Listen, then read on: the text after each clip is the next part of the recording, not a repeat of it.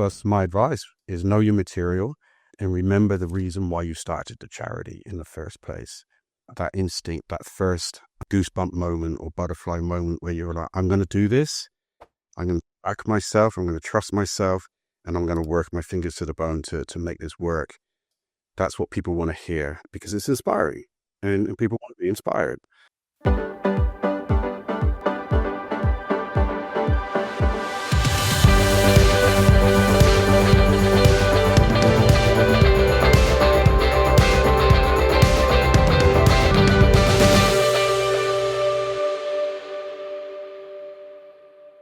I feel as though I have just been given the greatest privilege, and that is to bring you a conversation with somebody who I met years ago now, who I consider a friend, not a close friend, but a friend. And this is Simon Doble. Simon is the founder and the global chair of SolarBuddy, which is an incredible global charity. And if you're not aware of SolarBuddy, I would love you to actually don't stop right now. Listen to the episode and make sure that you go and check out his charity and the incredible work that they do. SolarBuddy has grown from establishment about 9 years ago to becoming the largest charity of its type in the world. It is phenomenal what they do. Their impact is huge. And if you are the founder of a charity or a movement, I implore you to clear the time, probably get out a notebook and take some notes and listen to the conversation. In more recent times, Simon has stepped away from SolarBuddy. He stepped up from CEO to being global chair, and that has allowed him to take on a much more active role as the founder and CEO of Barefoot Citizens.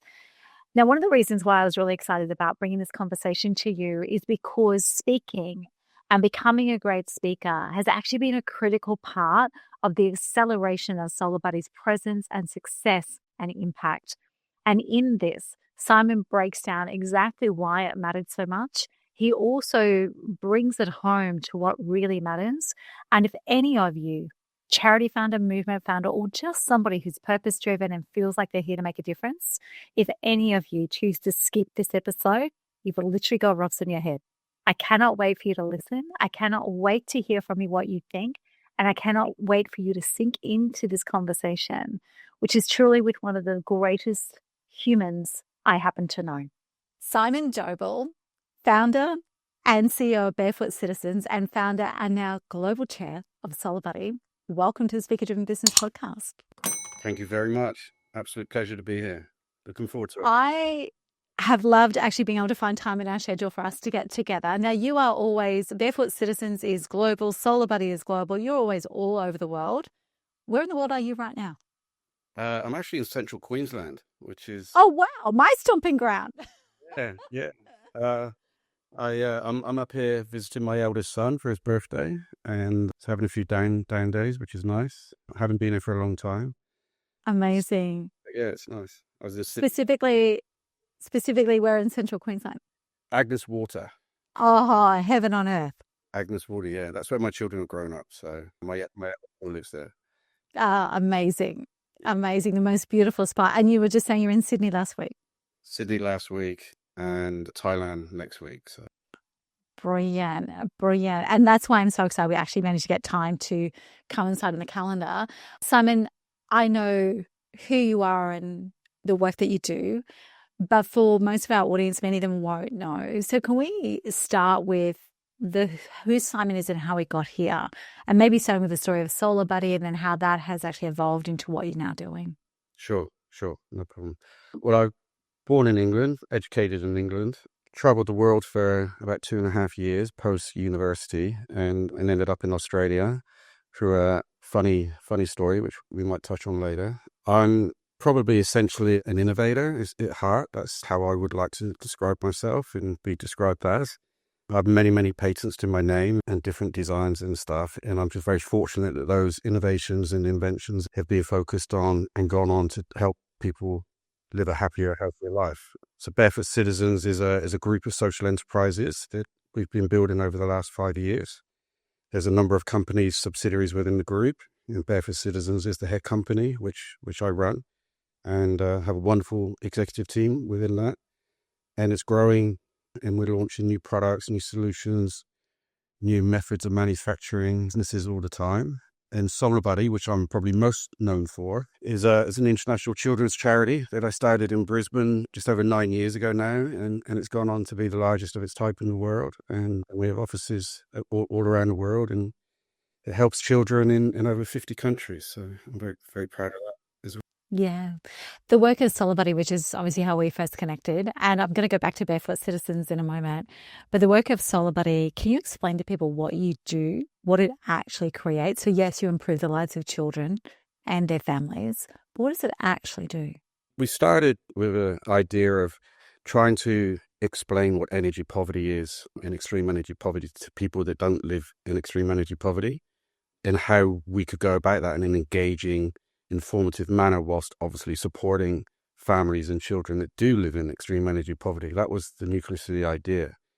And I'd been previously working in the UN and doing different stuff in renewable energy and stuff. And ultimately, extreme energy poverty kills more children than AIDS and malaria every year. It keeps over 1 billion people in a perpetual cycle of poverty. The average female that lives in extreme energy poverty in sub-Saharan Africa has the lungs of a 40-a-day smoker, but they've never smoked a cigarette because they're cooking in open fires that has very toxic smoke, and they're using kerosene for light, which is very toxic. So it's a very, very huge endemic global problem. But 9 years ago, 10 years ago, not many people really knew what it was. They didn't live in it. So my mission was to change that and simultaneously create the solutions that were there, solar solutions and solar devices, to help children and mothers and fathers and families not live in extreme energy poverty anymore. And the initial idea, because I'm a big kid at heart, really, was if we could teach millions of children in Australia and America and Europe and other parts of the world that have electricity and it's clean and stuff, or once it gets to the houses, if we could teach them, the children, about energy poverty, global citizenship, how to be better humans and students and stuff, and build fun, engaging solar solutions as part of their science and technology classes, we could then donate those solar solutions that they built to the children and families that need them desperately. And that's where we started. And now it's exploded and grown into that, but lots more as well. Yeah. So the original product was a little solar light, wasn't it? A solar powered light. Can you tell us the significance? Because I know, but the significance of that one light that's powered by solar power going into the hands of these children. Yeah, little junior buddy, which children under the age of sort of 12 make them as part of their class, science classes. And we generally donate them to children under the age of 12. They're going to children that would otherwise have no light at all to study with, to do extracurricular activities, reading, writing, etc. And if they were or are doing those activities, they're generally using a kerosene candle, toxic fumes, or a kerosene lantern that also gives off toxic fumes. So we've provided millions of these solar solutions, solar lights to children under the age of 12. And our evidence shows us that they're studying longer, they're happier, they're healthier, they're spending more time with their family, the family spending more time with them, they're getting better grades at school. They've gone on to children that have received our lights 9 years ago, have now grown up and they're adults, and they've gone on to university and having very fulfilled lives. And I'm not saying a little solar light that we've provided them has done all of that, but I think we've played a small part, some beautiful small part. So essentially, we like to call ourselves as an organization, it's Illuminating Futures. Yeah. And you've taken that one step further now with the latest invention. Yeah. There's a few now. So we launched StudentBuddy. We launched it, I think, during COVID, and it was difficult, so we relaunched it last year. And that's, as the name suggests, it's for older children, more student, sort of teenage children, predominantly girls. Students in Australia, America, etc., that are high school students, they would build these as part of their science class. It's a more advanced product. It's more technical to build and program, so it's age relevant, and they build them. And again, we donate them to older children, the older siblings of the kids that have received a little junior buddy. And it's a torch, it's a room light. It can illuminate a 6 meter by 6 meter room because it hangs from the ceiling. It can charge 2 mobile phones. So a lot of these families and communities who live in extreme energy poverty, they still have mobile phones. They have to go to the market and pay an awful lot of money to a market stall, a trader, to charge their phones off diesel generators. So by receiving a student buddy, they no longer have to do that, and predominantly give them to girls, because it's the girls that are taken out of school generally and sent to the market to charge the family mobile phone. And that exposes them to not just reduced school hours, but also a sort of adult environment, and is exposing them to risk as well. So we try and keep them a little bit safer through our designs. And we've just coming to the completion of a long project that we've been working on, which is a world first again, which is solving the food and cooking crisis. About 3 billion people in the world still use firewood for cooking, which is incredible. That is astonishing. Astonishing, yeah. Yeah. 3 billion, I'm trying to absorb the number. There's still cooking that way. Yeah. So all across India, all across Sub-Saharan Africa, Central America, Southeast Asia, South Pacific, a vast majority of them will still use firewood for cooking.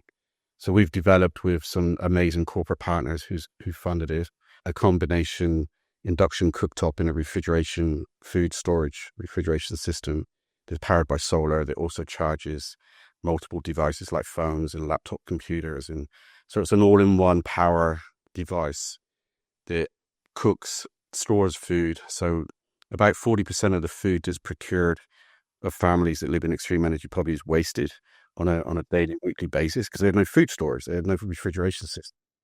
So that's a huge environmental problem, a huge cost problem. So by providing them the ability to store food safely, to cook food safely, to charge devices, is going to improve their education and work opportunities. In all honesty, groundbreaking. So yeah, absolutely. And that's called Family Buddy. That's I love that, and that's the one that it just got my attention recently. You must have done some media around that recently. I didn't know the 3 billion number, but it just, to me, I can see why it's groundbreaking. Like, to me, it was phenomenal that you can actually do all of that in one unit. Simon, you just got my attention with 3 billion. The first time we ever met, you got my attention with energy poverty, because I'd never heard of it before. Where did you first hear of it, and how did that spark something in you? I read it in Time magazine. Wow. So just an article in a magazine. An article in a magazine in October 2011. Quite a long time ago now. And I was at my parents' house. I'm an avid reader of Time, and as is my mother, and I just reading through it as normal, and came across an article that was titled Energy Poverty, the World's Worst Form of Poverty. And I thought I was kind of worldly and been read a fair bit and understood a few things, and certainly traveled a lot. I traveled through Africa and across the world. And so I'd lived in energy poverty, but I hadn't comprehended it at the time. I was still a young man.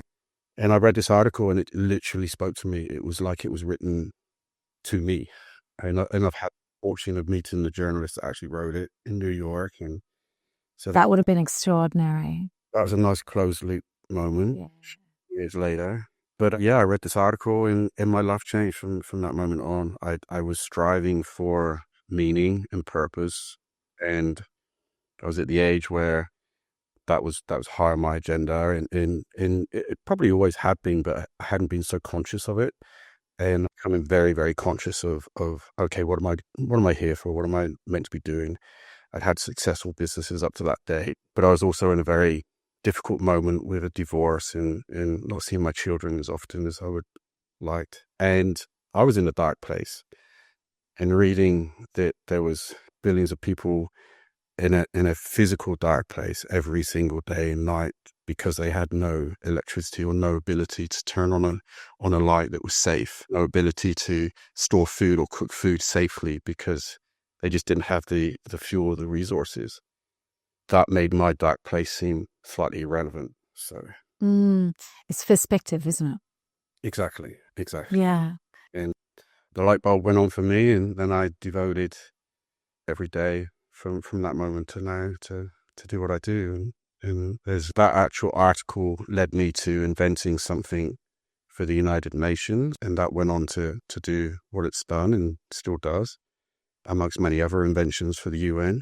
And then I decided to start my own charity. as you do. Yeah, as you do, as you do. I mean, you'd worked with NGOs and in the UN space. So did you actually know what you were taking on when you decided to start this charity? No, no idea. um, I made a very conscious decision to start as a charity. I could have started SolarBuddy as a social enterprise. It could have been profitable or whatever, which maybe would have scaled it quicker and stuff. But I wanted something that was very transparent and authentic and genuine to my morals and ethics and stuff. But yeah, I had no idea, no concept of how difficult starting and running and building and growing a charity would be. But it's been probably amongst a few other things, it's proudest career moments of my life have been involved with SolarBuddy. So please Do you know what the numbers are? Like how many SolarBuddy lights have ended up in the hands of kids? I don't know off the top of my head, to be perfectly honest with you, which is poor form. I stepped down as global CEO.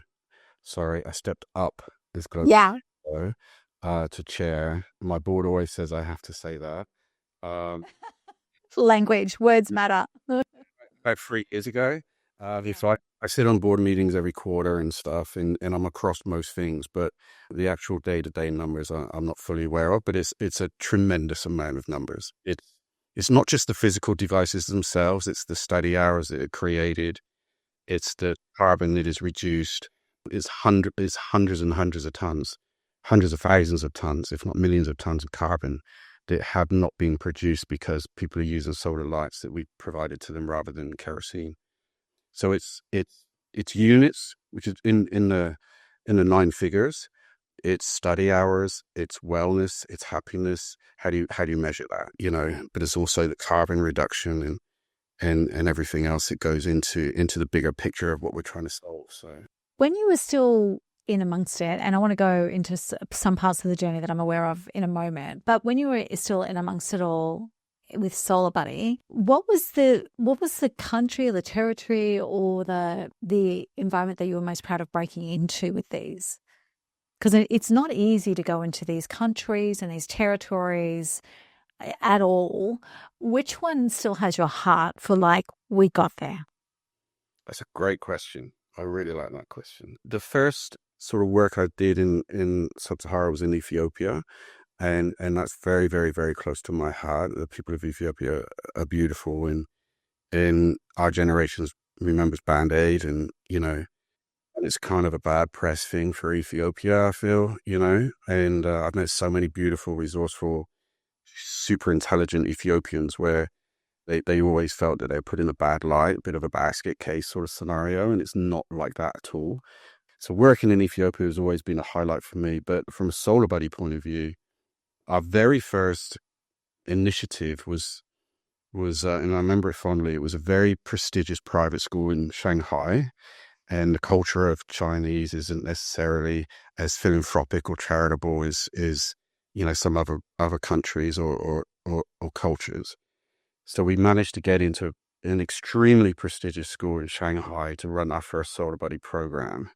And we donated those lights to a very remote school in Somalia, which back in, you know, when I launched SolarBuddy in 2016 was still hadn't quite yet had its first democratic elections. There was still a lot of Al-Qaeda and different stuff, Al-Shabaab going on. So we managed to get those lights into a remote school in Somalia.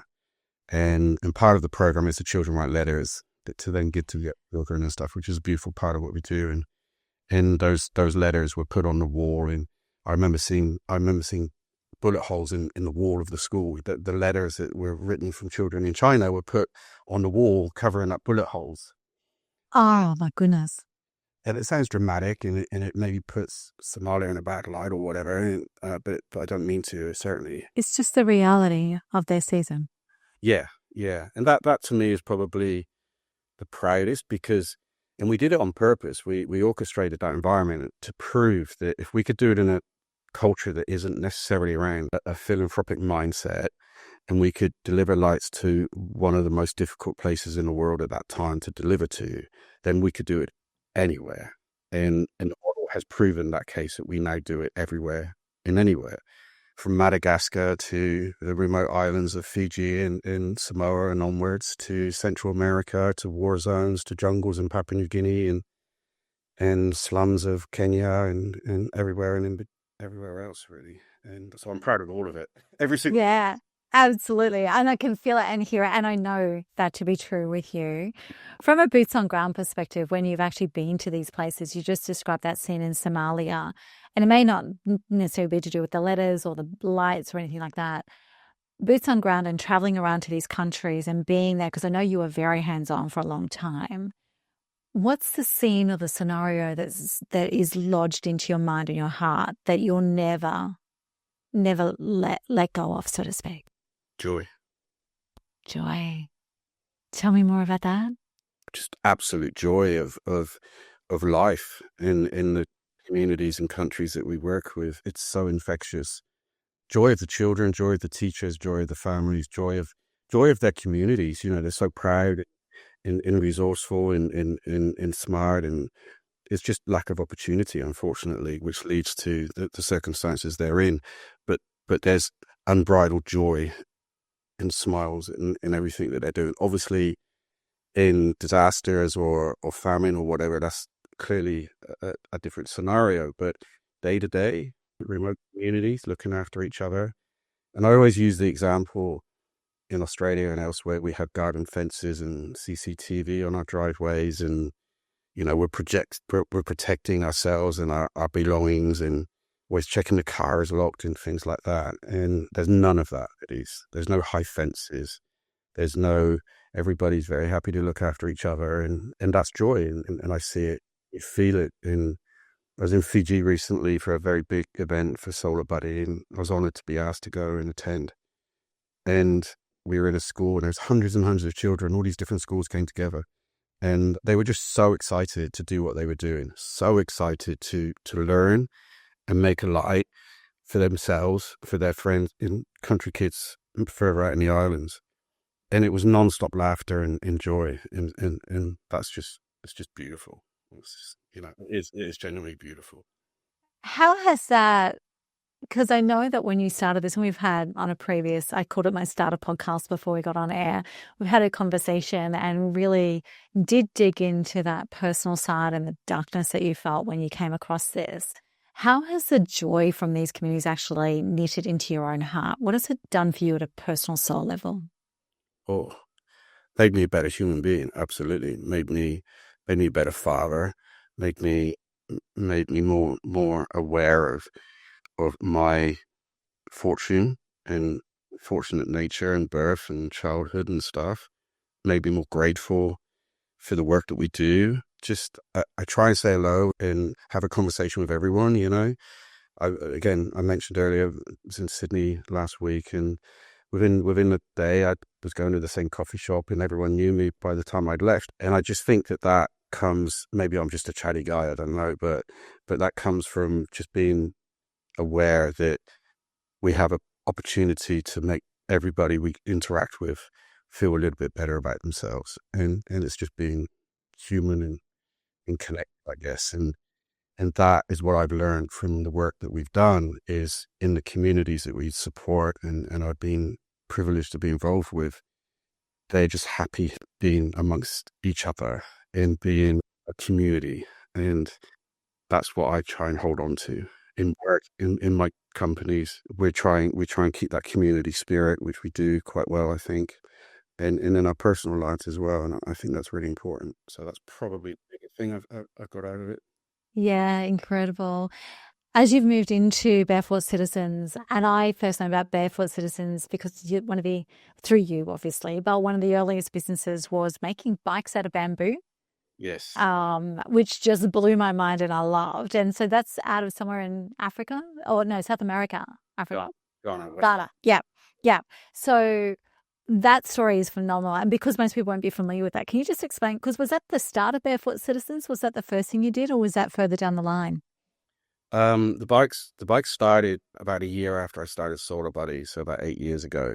I'm renowned as having multiple projects on the go, and I sort of, when I started SolarBuddy, I was juggling 2 or 3 different things, and it was like, I sort of take the attitude, well, whichever one grabs hold the first and goes the biggest, then that's the direction we go in. And SolarBuddy was definitely one of them. And with the bikes, I was just toying with some partners in Ghana that I knew, and they're making the bikes in Ghana, and I wanted to bring them over to Australia and help them scale and stuff. And so we had to re-engineer them to meet the ACCC standards and all that sort of stuff. But yeah, they're made in Ghana by predominantly women, and it's bamboo that's grown, harvested, and treated, and then made into beautiful bamboo frames, and then they're built into push bikes. And currently, that actual business is on hold at the moment. We're going through some patent work with our lawyers on some designs that we've had to work through to improve the actual integrity of the bikes, and do some rebranding as well, because we're getting ready to really blow that up. But they're beautiful bikes. I like to argue that they're the most low carbon form of transport probably on the planet. Yeah, because they're made from bamboo. Exactly right. Bamboo sequesters carbon as it grows. It's a mode of transport that doesn't produce any fumes. So I do like to argue that. I don't have any evidence of that yet, but I will get. No, the gut feel. Just run with the gut feel. The earrings will catch up. Yeah. Exactly. So yeah, that was the first, and that was a side project, as if I didn't have enough to do with the business that I was working on with the UN, as well as building SolarBuddy. I started that, and that amongst 3 or 4 other side projects that were being worked on. I call them Sunday afternoon projects that were becoming businesses, and then that became the group, which became Beth at Citizens. And so yeah, you're right.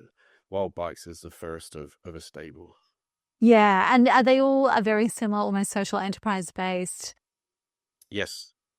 Everything I do is socially or environmentally focused. I'm an investor's nightmare, because I'm not really interested in the money. The money's good, don't get me wrong, and it makes you and enables you to grow bigger and better and do more impactful things. But I design and invent and consider for social conscious and social impact and environmental initiatives that will go on and generate revenue. But the very first, it's not about the revenue.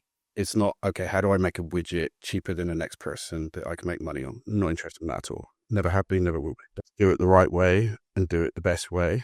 And then the sales will come in, and the scale will come in, and the returns will come. So, I mean, when we first met, we were introduced because you were looking at leveling up with your speaking. This was 5 or 6 years ago now, I think, thereabouts. Yeah. And so you got to a stage with the business, with SolarBuddy, with the charity, where you realized that you had to actually step into that. You were quite resistant to it. Can you tell us about that? That's an understatement. I'm a chatty guy when it's just you or I or me and the barista or whatever, but chatting away in front of 500 or 1,000 people is a whole different scenario. So yeah, I was very resistant, and I'm still, everyone, you get imposter syndrome. You try and go through the process of, well, this is important work, obviously, and people should hear about it, but you still get imposter syndrome and self-worth and all those things. But my first ever circumstance of public speaking was I was best man at my brother's wedding. I was 16 years old, and there was like 250 people there or whatever, and I was petrified. Yeah. That's a rough gig for a first gig.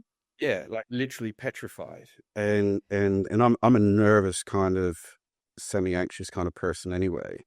And halfway through my best man speech, with my older brother's peers all staring at me, and I burst into tears because I love my brother so much, and I was emotional. And then his best friend actually had to stand up and continue the speech because I was incapable of doing it. So that's the only time I've really had to do that until I started. Not the best reference point. Exactly. So that was it back in my mind when people started saying, "Oh, I'd like you to come and do this, come and do that," but you push through, and the purpose and the mission is far more important than your nerves or imposter syndrome. And all these years later, it's still not normal, and I'd like to think it never will be, because the authenticity of not being myself is what I want to get across, that anybody can do what I do. I'm not special in any way whatsoever, and anybody can start a charity. Anybody can do good in the world. Everyone can do good in the world. and everybody can tell their story with humility and authenticity, and it's not about you, it's about the people that you're trying to get your message across to, and that's what's really important. So that's the headspace I'm in there. Yeah, good. That's been progress. Um, the one of the things, like from the outside looking in, and we had a number of conversations and a couple of coffees, and from the outside looking in, it felt as though once you didn't embrace it, you were definitely not embracing it, but it felt as though once you accepted it, it felt as though that really opened up corporate spheres for you, not just schools and things like that. Can you tell us about the difference it made with that entry to the corporate market and what that brought to the table for SolarBuddy? Absolutely game changing. Yeah. I got goosebumps thinking about it. Absolutely a huge transformation on the trajectory of SolarBuddy.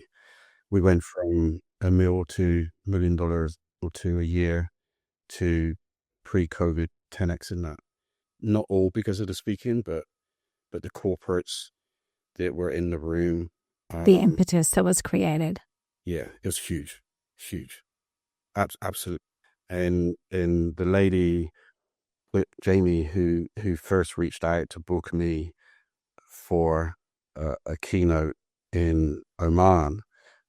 I caught up with her in Sydney the other day. She's still a very close friend, and thank her every time I see her, because those little moments that she saw an opportunity for us to have a presence. I didn't see it. I didn't want to put myself out there, and she convinced me and got a plane, and to the point where about 10 minutes before I was due to go on stage in Oman, I called the MC because they were having a little break, and I called the MC over, and I was like, I can't do it. I can't do it. I had these words in front of me, and I was shaking so much, and I was like, I can't do it. I can't do it. Please. And his name's Graham, and I'm going to Scotland next year to see him. And hi, Graham, if you listen to this. And I said, I can't do it. And he said, well, what do you do? And I showed him my sheets that I was going to read from. I was that inexperienced, that nervous. And he read the first opening couple of paragraphs, and he was like, this is what you do. And I was like, yeah, it's what I do. And he was like, the whole world needs to know this. And I was like, okay. He's like, I'm going to come out with you. I'm going to introduce you, and we're going to do it together. And it's not, as soon as you feel confident enough to be there, then I'll just take a little step back. I'm still going to be there for you. Oh, wow. I'll step forward again if you need me. And he hugged me, and he's like, you got to tell the world what you're doing. And I could cry about it now. And that was it. That was the first time. I love that. So what were your thoughts when they first reached out and said we wanted to speak? Petrified. Absolutely petrified. The fear of public speaking is real, but it's absolutely overcome. They're very easy to go overcome with surrounding yourself with quality people, quality advice, quality skills, and a positive mindset that it's not about you. No, that's never is. It's not about you. It's about the audience and what you can offer the audience and let them take away. And if you get it wrong, you're not going to get shot. You're not going to your career's not going to go down. You won't die. Exactly. And we're not necessarily actors or whatever. We're human beings doing human work that have the opportunity to inspire other humans to do good things with their lives. And that's the message, and it's really important. And everyone wants to hear it. They genuinely want to hear what you have to say. You're not forcing anything onto them. You're not asking them to buy a book, or you're not selling anything, as far as we're concerned anyway. And in that, once you understand that and comprehend that, it all becomes quite a lot easier. Yeah. I'm going to also, I'll go out on a limb and say something that I probably don't think you will, but you actually became quite good, right? And the reason why I can say that is that you didn't just hold the charity spot on a conference program. You actually ended up turning it into a revenue stream in its own right, speaker fees for SolarBuddy, right? So that, I always say money is simply a benchmark of demand, right? So it means that your skills became good enough. What was it that you think that you locked into that actually meant that you didn't just have the charity spot, you were actually a paid speaker brought in to deliver sometimes closing keynote, sometimes opening keynote, sometimes the only keynote, but paid for it with that as a revenue stream for the charity. What do you think you locked into that made that possible, that jump? Why didn't I just keep turning the page in the Time magazine? That's probably what I honed in on, was why, why, Yeah, the why why. what I'm doing? Why is it so important? And I've raised over $500,000 in speaker fees for my charity. You know, some charities, that's all they've raised in 10 years. So I'm proud of that. And being somebody that wouldn't identify, still doesn't really identify as a public speaker, that's quite a good achievement, I guess. But that's what I honed in on, was I started to enjoy it, to be honest with you. I started to enjoy the travel and the engagement and in the conversations afterwards, and knowing deep down that my speaking was going to generate more activity for my charity, which was all it's about, which was ultimately going to generate more impact for children around the world, which is why I get out of bed every day in the morning. So I sort of had semi out of body experiences, and that way I could look in on me as an individual, as a speaker, and sort of disassociate from that, and that became a part of the character of who I am. And in some ways, I was playing a part, and that was the part that I had to play it that day. I want to make it very clear: I never charge fees. I still don't charge fees for my own personal gain. It's all to the charity, and that helps me sleep at night as well, knowing that I'm not leveraging my charity work and the charity impact to make financial gain for myself. I wouldn't feel comfortable doing that.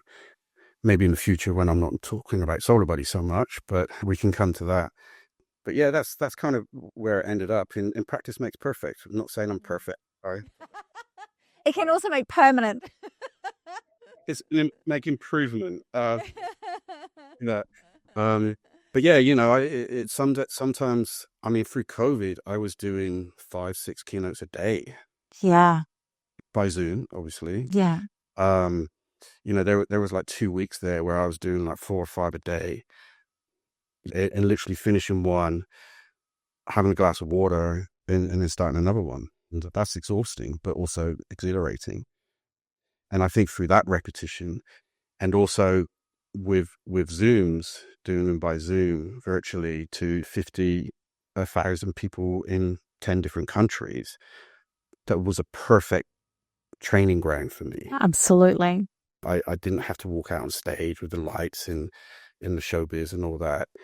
And I could record and watch myself back. Not that I did that very often. I'm uncomfortable doing that, but that was probably a really good training period for me.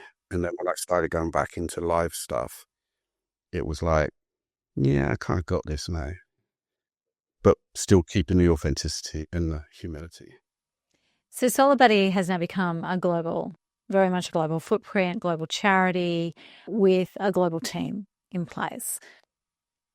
And I remember in one of our conversations, you spoke about the ability to actually create those partnerships that took it to that level was also through the visibility you got through speaking.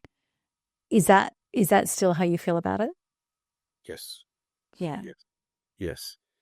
If you look at the essence of what SolarBuddy is trying to achieve and is achieving, it's twofold. It's educating and explaining and highlighting the people that don't understand or don't know what energy poverty is, what it is.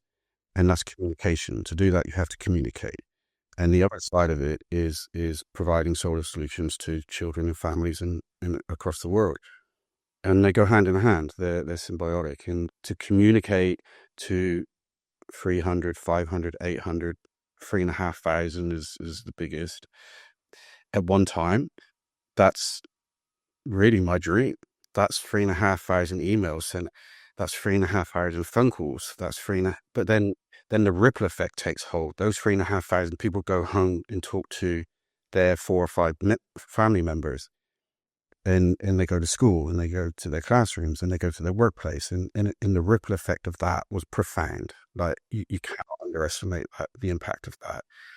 And that at one point we had I think we still do, roughly around 78-79% impact ratio of every dollar that we receive.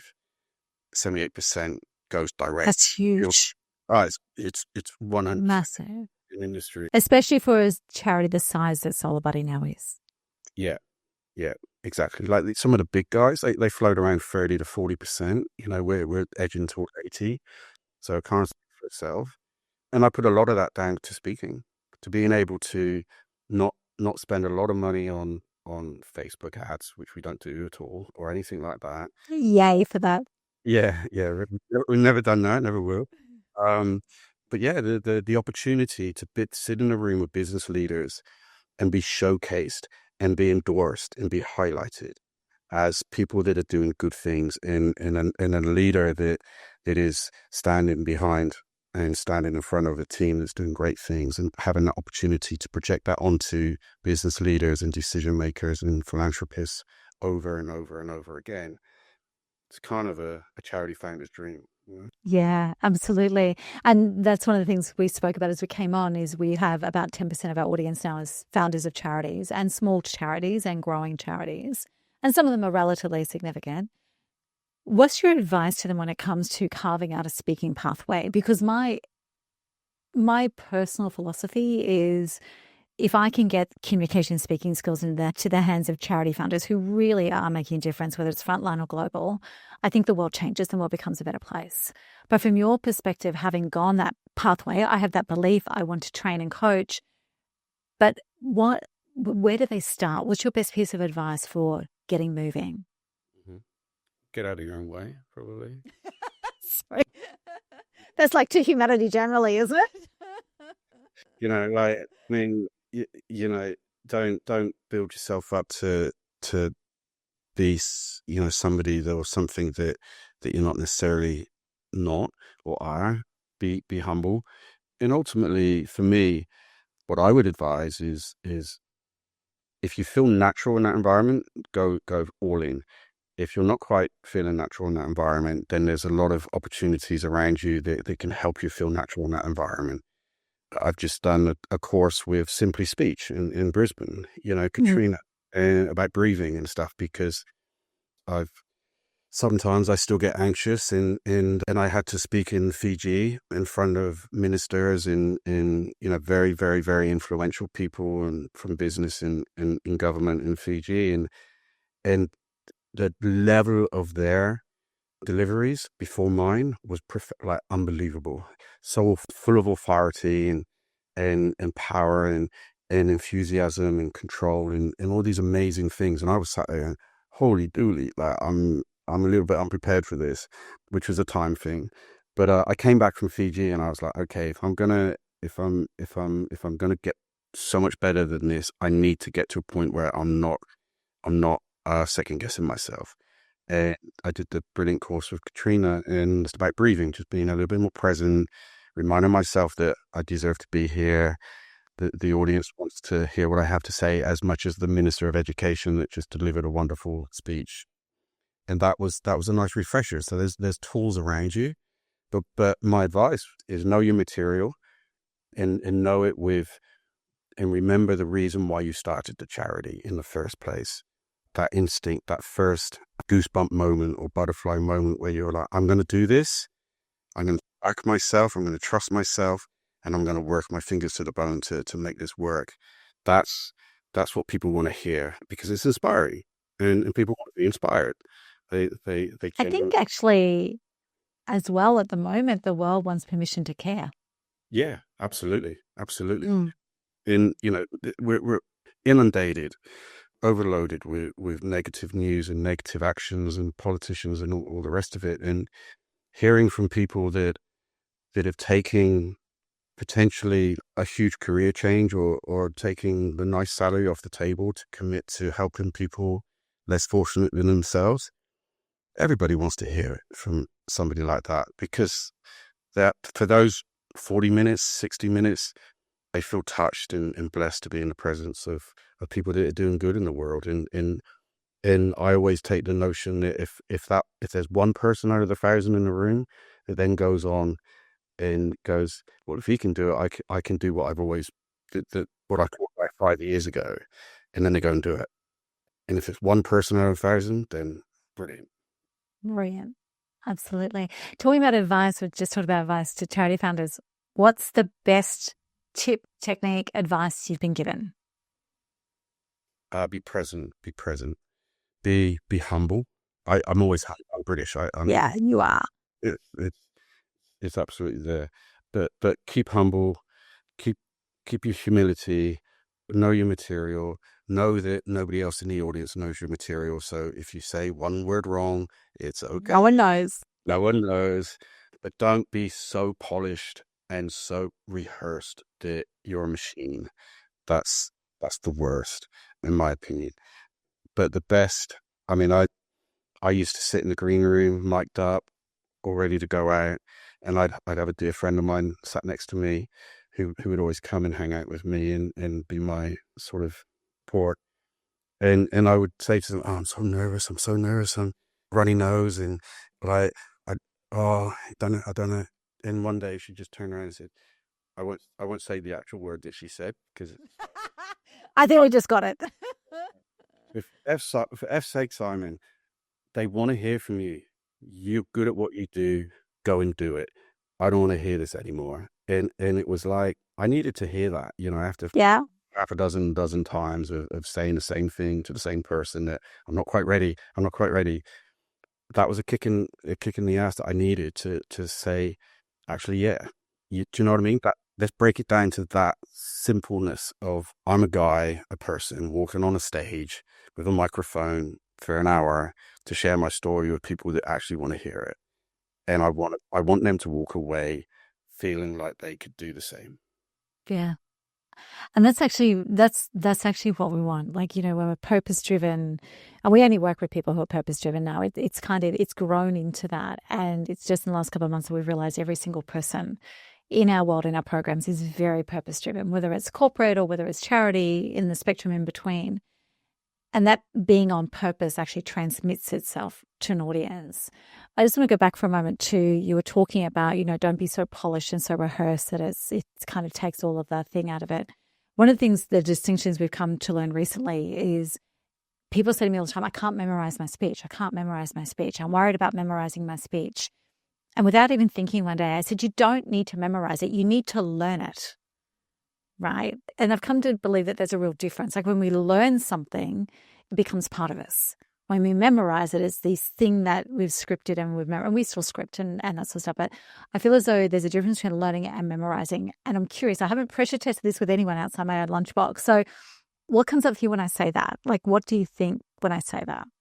I totally agree. I'd like to use the analogy of a soccer team, which is probably like, what the hell? Oh no, we have soccer here now, Simon.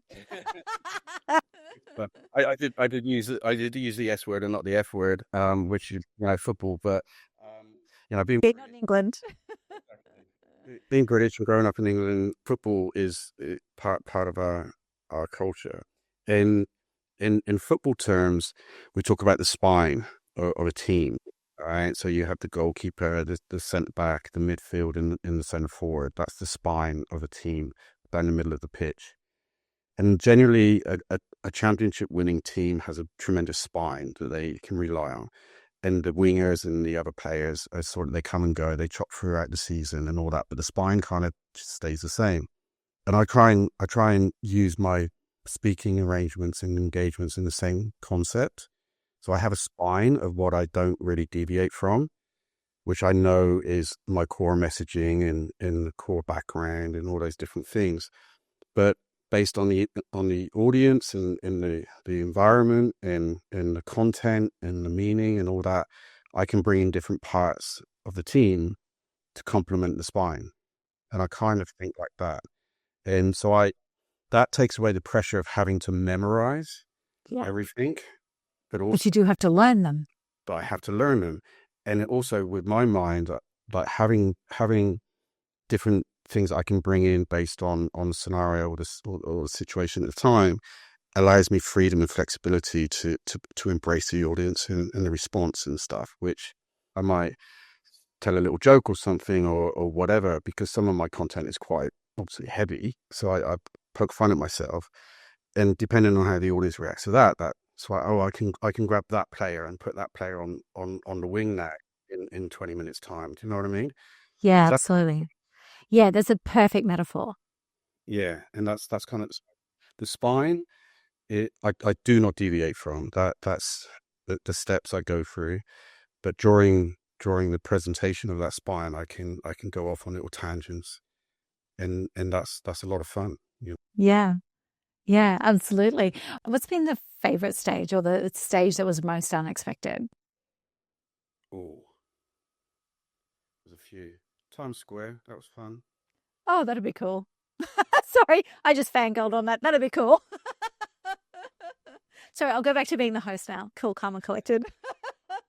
That Times Square was fun because I shared the stage with Billy, who worked with SolarBuddy for a number of years, and we had a lot of fun on that day. And there's some serious people in the audience. It was a black rock gig, so you can imagine who was. But I think the pivotal one for me was the Mercedes-Benz Arena in Berlin. That was, I followed on from Jimmy Carr and Michael McIntyre, and was followed by Chris Hemsworth and Kylie Minogue. So that was a Smashed into a lineup. yeah, that was kind of like, okay, like what the hell is going on there? Like Yeah. what is going on? And there was 3,500 people, and people still come up to me now and say they were there, and their lives were changed. And that was kind of, still is profound, is bizarre. So yeah, that was, I think that's when I stood back and went, okay, right, this is going somewhere now. We can do something with this. And then I sort of went from there to do many, many keynotes in the US. And that was a whole different audience and a whole different bunch of opportunities. But without the Mercedes-Benz Arena gig, that probably, I wouldn't have done that as well as I did. Is that like you wouldn't have done as well as what you did, but is part of that because it instilled belief in you because you were on that program, you were in that arena, is it the belief that actually it instilled in you? Not the belief of the environment. The belief was generated post Yeah, with the impact. the response, Yeah. the hugs, the high fives, the sitting in a bar and in a city in Australia, and somebody just puts a beer in front of you and says, "I was there, thank you," and that still happens. And this was in 2017, 2018, 2018. Still happens. So that's kind of cool from the most authentic point of view. The one in Oman, the very first one with Graham, who's become a dear friend, booked by Jamie, who's become a dear friend, and the people in the room that embraced it so well that then opened doors for me and us as an organization to a level that we could only dream of. And in Graham being probably the most symbolic, personified version of me on stage. Does that make sense? Yeah, absolutely. He was everything I was trying to be by supporting me, by being just a damn good human. Yeah. Ever since you mentioned the first mention of what Graham did for you, I was racking my brains to think of how many people would actually do that as an MC. Not many. It's so few, it's insane. And actually, I used to do a lot of MC work, and I'm actually just thinking about, I always make sure it runs, but I never actually check in on the person. I just assume they're good to go. Yeah. There is in probably 100 plus gigs, I could count on one hand the amount of MCs that you good? You good? You got this? Can I help? And I took on that mantle when I was in the green room with other speakers that I could tell they were very nervous, and they're trying to memorize their lines in a manic sort of way. And I'm like, just give them a hug, get them a glass of water, and just try and make it more comfortable for them. But Graham instinctively just knew. Okay. It did, and I was a recipient of something really similar. We not on a stage like that, but at our Professional Speaking Association conference in March this year, I was on the 15 by 15 program. So just 15 minutes on a specific topic. But it was the first time I'd spoken in front of my peers since pre-COVID. And because I coach so much now, I rarely actually speak. And I was nervous and, trying and managing that, have all my strategies, because I actually still get nervous with my speeches. And that's because it matters. And if I'm going to take up time at the front of the room, then I want to make sure it's worthwhile. But the actual being back in front of peers that I hadn't spoken in front of since before COVID was really nerve-wracking. And we had some big names in the room. And the MC for the day actually came and grabbed me and pulled me into the room. I had no idea what she was doing. And she just was walking and talking. All of a sudden on the stage, she goes, right, I know this is going to be big for you. I want you to turn around. I want you to look across the room and I want you to breathe with me right beside you. And it just completely calmed me down. So it was exactly the same principle. And now I'm like, it's almost like you speaking about it. I'm so consciously aware of it. And I'm hoping anyone who does the MC and hosting now is consciously aware of that, because it takes no time. Exactly. Yeah. It's exactly. Breathing is, you forget to breathe sometimes when you. Yeah. And breathing's also kind of essential, right? Yeah. No, that's probably the biggest thing that people need to remember is deep breaths, presence, all those different things. But yeah, the MCs have a pivotal role to play, really, because if a speaker comes on and, God forbid, crashes and burns and it's a nightmare, then the MC's got to be the one that picks that up. Picks it up. And tries to readjust. So if they get in front of that, then obviously it's a better representation for them as well. But also it feels like what Graham did and what I know Helen did for me, it wasn't actually getting in front of, like it was just a literally understanding and seeing and responding. It was that human connection, which is just beautiful. Simon, we're going to have to wrap up pretty soon. I could always, as always, talk to you forever. And I'm really grateful. And I really wanted to have this conversation for those who are in charities and founding movements and things like that, more so than those who are in our normal, day-to-day world. As we close this out, I'd just love to know, where do you, and it doesn't have to be about speaking because the work that you do is incredible, where do you actually take inspiration from? When you're doing this trailblazing stuff with both SolarBuddy and Barefoot Citizens, where do you draw inspiration from? Wow, that's a great question. The children, I think, probably the experiences I've had with my various work in humanitarianism and stuff, my own children, making the world slightly better for them to blossom in and flourish in. So yeah, I don't take inspiration from business leaders or people like that, or politicians or anyone. I think, yeah, I'd probably say that. It's a really hard question to answer, to be honest with you. And I probably, there's a deep-rooted insecurity in me that probably doesn't come across like that, but I always feel like I'm not doing enough, that I'm not fulfilling my capabilities as fast or as well or as big as they could be, which isn't, some people could say, oh, that's a bit grandiose or whatever, or self-absorbed, but it's also a driver. It's kind of like... it feels more like you feel this sense of urgency. Yeah. There's always a problem to solve. There's always a smile to put on somebody's face, and I just try and do that, really. But sources of inspiration is everyone and everything. I walk around my eyes open and my ears open, and speaking on stage is obviously the opposite to that. But I was always taught you got 2 ears, 2 eyes. Use them in proportion to the one mouth that you have, and try and learn as much as you can. And that's probably, the world is my inspiration. I touch, I smell, I look, I watch, I listen, and learn, and then try and innovate and evolve from those learnings. But the smiles, hanging out with the kids, seeing their smiles, seeing the families being happy and connected through the work we do, that's what more could you want? What more could you want for inspiration? Not a lot. As I said to you before we got on this call, there are days when I'm like, I should just go and join one of Simon's field trips. And out of the concrete jungle, so to speak. Yeah. What are you looking forward to the most? What's coming next? Oh, there's so many projects on the go. Barefoot Citizens is in a really fun emerging stage right now. We have a number of businesses, getting ready to scale or launch, with a lot of R&D and other businesses and opportunities that under wraps at the moment. So I'm always looking forward to those things. But I think, in all honesty, the biggest thing I'm looking forward to is spending more time with my children now.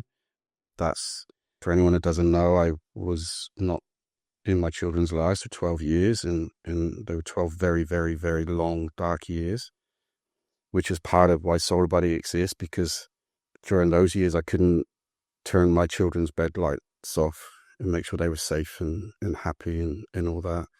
So I tried to do it for millions of other kids around the world, and I think we've done that.